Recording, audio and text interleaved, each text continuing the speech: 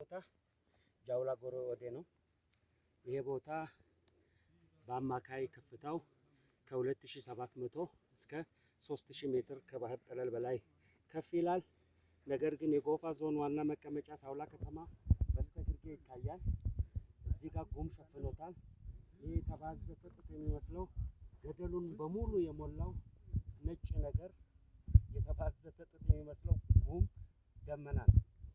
እጅግ በጣም ማራኪ ነው። ከደመና ውስጥ የሚታየው ነገር ገደል ነው። ከገደሉ ባሻገር ከባህር ጠለል በላይ 1350 ሜትር ከፍታ ላይ የምትገኘው ውቧ የሳውላ ከተማ ትገኛለች። ነገር ግን አሁን እንደምታዩት አርቲስት በቀባው ነጭ ቀለም በሚመስለው ባዘቶ ጥጥ ተሸፍና አሁን ልንመለከታት አንችልምና ይህንን ማራኪ የአየር ጸባይ እየማኩኝ ለመስክ ስራ በወጣሁበት አጋጣሚ ላጋራችሁ ብዬ ነው። ጃውላን ጎብኙ፣ ደንባ ገዜ ጎፋን ጎብኙ ላሉ አመሰግናለሁ።